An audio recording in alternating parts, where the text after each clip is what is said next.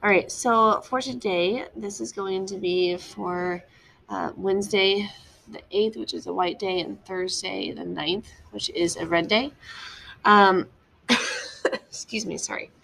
My throat's not feeling so good, so stick with me. Okay, so this is going to go over the course of both of these days. So this is going to be basically you're going to have class 1 and class 2 to do all of this work. So I'm going to give you this explanation. So for those of you who have reading and writing on the same day, you need to make sure you complete all of this today. But those of you who have reading and writing on separate days, like maybe you have one on a white day versus one on a red day, you just need to make sure you do at least 2 of these things I'm going to talk to you about in just a second. Okay? All right. So what we ended up doing today is we took our RADU notes, those inference notes that we had. I'm going to go ahead and show you where you can find that. Again, that was in the reading writing course. In the notes section, you click on inference notes. RADU is on the page 9 in your notebook. It's going to open up, and that does not look the way I want it to look. I don't know why it's looking like that. Anyway, hopefully that will open up better. I don't know why that looks exactly like that on my screen, but this is where the notes are in case you need to remember what RADU stands for. So R is for restate, A is to answer the question. Then you have your 2 Ds, those are details from the text, so you have quotations around them. And then you have the U for the usually when statement. Here's this example that we ended up doing with the limit about Matt. Matt is feeling angry. The text states, slam the laptop closed, and roaring scream. Usually when someone slams something and screams loudly, it means they are angry. So we're using that information to take that evidence in the text plus the experience that we know to make that inference. Okay? So what you're going to end up doing, and you can pull those notes up just so you have them, that will be helpful for you. But the assignment that you're going to end up doing today is an assigned to me, and let's see. I'm trying to figure out how it is. Let's go here first. Let's go to mentor text. So mentor text, you're going to go to inference grade. This is 2.8 and 2.9. You're going to open this up. Once you open this up, it looks like this. And if you can print this, great. If you can't, you'll just have to kind of turn your head sideways and read it. So I apologize for that, but that's kind of how the mentor text looks for us in the sense that it's horizontal. So you're going to need to make sure to read all of this. So I want you to take this mentor text that's in here. You're going to read this one, this side, and then you're going to scroll down. It does have a backside to it. There's 2 other ones on here. So there's a total of 3 different mentor texts here. So this first one is 1. Then you have Night Gardener, and then you also have Maximum Ride. What you're going to do is there's going to be an assignment, and I'll show you that in a second. What you're going to have to do is you're going to have to do 4 different inference questions over the course of class 1 and class 2. Okay, so if you only have 1 reading and writing today, I want you to get 2 done, at least 2 done. If you get all 4 done, awesome. But you need to get at least 2 done. Because then when you get back to class or that next day that you have it, you need to get the additional 2 done. If you have both reading and writing today on the 8th, or if you have both reading and writing on the 9th, you need to make sure to get all 4 inference things done over the course of those 2 classes in that day. Okay? So you're going to read these first, and then after you read these, you're going to make a decision.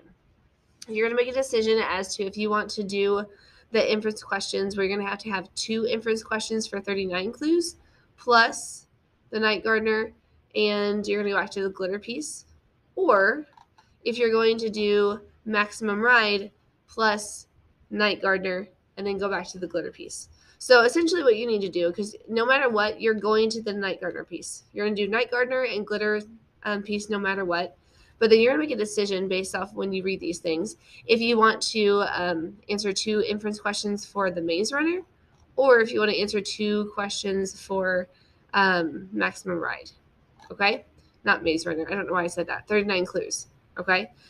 So after you read these, so you can pause, do all that, whatever you need to do, but I want you to read all of those mentor texts. All right, so hopefully at this point you have paused and you've read all 3 of those mentor texts that are on here.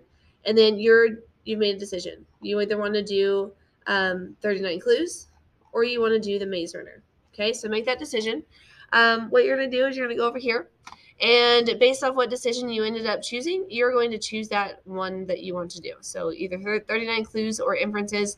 Maximum Ride inferences, they're both on here. So you're going to choose one of them. It doesn't matter which one. When you open up that assignment, it's going to look like this. they both look exactly the same, so they have different questions. At least the first two questions are different.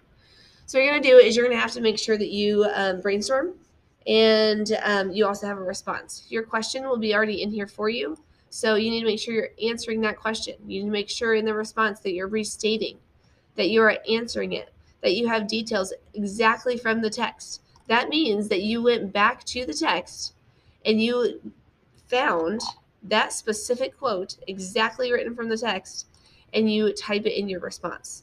Okay? And then you're also using your usually when statement. Again, going back to these notes, which again, I don't know why it looks like this. I'll see if I can fix that after I'm done with this video.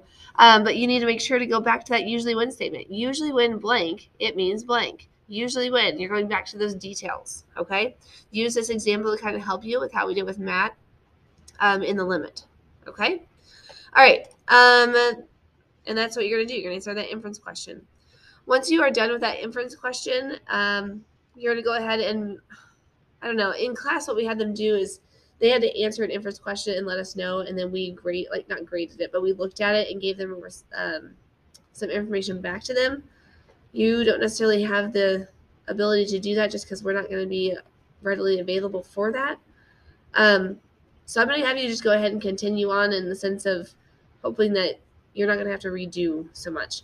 But if you're struggling, like if you're on the first one and you're really struggling or whatever, and you need to ask a question, you can email either Mrs. Otha or myself.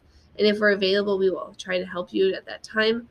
Otherwise, I do want you to try to kind of keep moving on to answer some of these questions. Because again, over the course of the 2 classes, you need to answer 4. Okay? All right, so same thing here. There's a question. You're going to do brainstorming, and then you'll do that response. And then this is going to be the exact same on either the 39 clues one or the maximum right. Doesn't matter. You're going to see this Night Gardener piece. That is also from the inference practice, which is that middle piece. So what you're going to have to do is you're going to have to answer this question again, do the brainstorm, do the response, make sure you have those details, and you provide why you think those details support your inference. Okay? The last one, the 4th one, this is one that we're kind of having you redo. You probably have already answered this question, or maybe you answered a different glitter question. But what I want you to do is you're going to take this and you're going to answer this question. You're going to fill out the brainstorming section here as well for you. And then you'll write this response. If you need access to this mentor text because you're like, I don't really remember it, or you need to find those exact details from the text, you're going to go back to Reading and Writing course, go to the mentor text section, which is the orange folder, and it's this one right here, Glitter Gets Everywhere. If you open this up, this has the text that we read, so you can kind of look there and get those specific details that you need to support your inference on what you think happened in the text. Okay? So you're looking to do all 4 of those. Okay, this is the 39 clues one. I will show you the other one just so you can see it. It looks basically the same. It just has maximum right questions on there instead of 39 clues.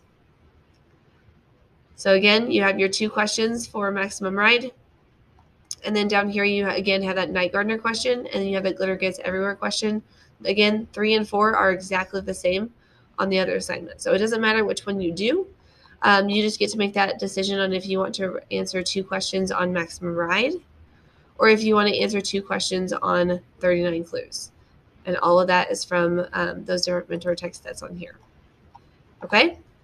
All right, so that's kind of what we're looking for. Again, I want you to make sure you're using those notes to kind of help you remember how to answer a question. Use this response here to help you guide how to answer your question. That's kind of what we're doing because we went through that inference boot camp is what I like to call it. But I want you to practice. We're going to have you practice and keep practicing how to answer an inference question. Okay? All right.